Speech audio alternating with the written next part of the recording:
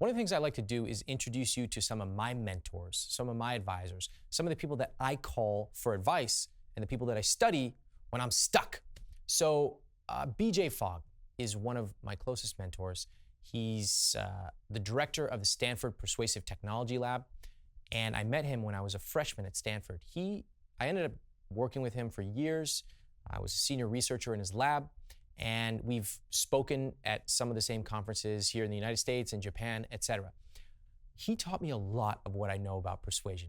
Everything from how to write effective emails, how to run meetings, and of course, the deep theoretical knowledge when it comes to persuasion that I learned, sitting in the bowels of libraries at Stanford. So I wanted to introduce you to BJ. I want to show you a short excerpt of an interview that I recently did with him. When he speaks, you should listen because he is a true master at human behavior. Take a look. I'm BJ Fogg. I direct a lab at Stanford University that's all about understanding how behavior works.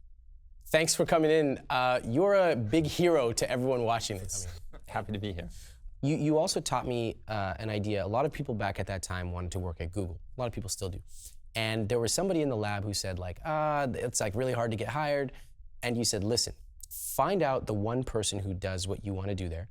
Every week, send them some kind of report or analysis and just say, look, I thought you might find this interesting. I'll write you back next Wednesday with the next analysis. And then you said, how long can they ignore you for?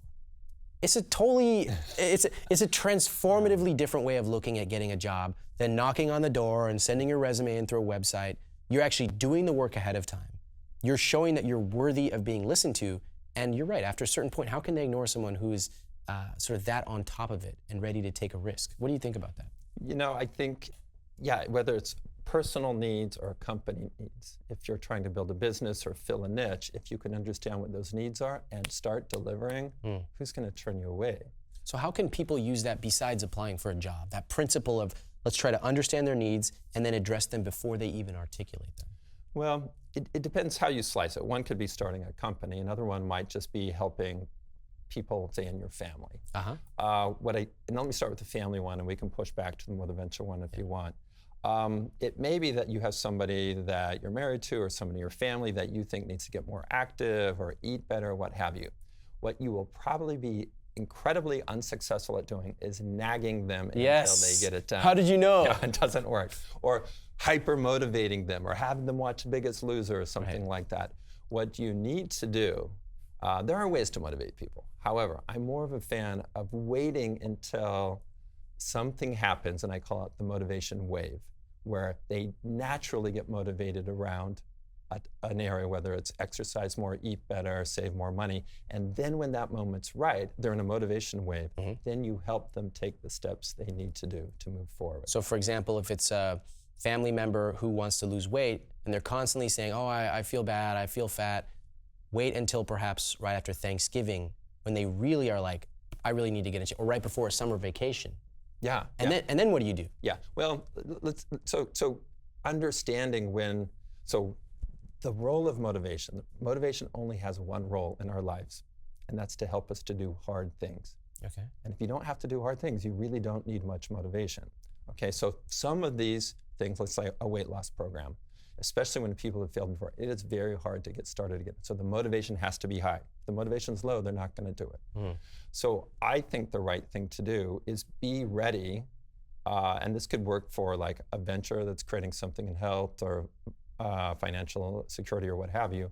But when people are in the motivation wave and ready to do hard things, to get them started down the path, step by step. And as the motivation wave will go away, motivation doesn't always stay high. So that's why I call it wave. It's motivation wave, it'll go back down. So what you need to do when the motivation's high is get people to do hard things that then make future good behaviors easier to do. What's an example? For example, well, let's take me and drinking the tea. So during a motivation wave, I was like, I'm going to gear up on the tea stuff, buy the tea, get it all set up. And then my motivation doesn't have to be very high to do tea. It's simple to do in the future. Right. You build that system so that when your motivation goes low, you still are able to do That it. it feels like a baby step very good. later on rather than a big leap. It's funny you say that. Just yesterday, I got an email from someone that said, Ramit, I watched your course on some site, I bought it, but then there was some storm and I lost motivation. That's exactly what I lost motivation, so now I'm trying to get back into it.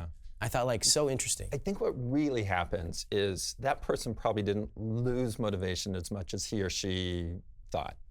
There's probably a competing motivator at the time. So there's a storm coming, I'm worried about my possessions, my family, so yeah, I want to do this course, but oh, guess what? Suddenly I have a competing behavior and a competing motivation wave. And so given these choices, this one's the bigger motivator right now. So I really do think we're choosing all the time between competing behaviors. And motivation will go up and down on a certain topic like eating better, being active.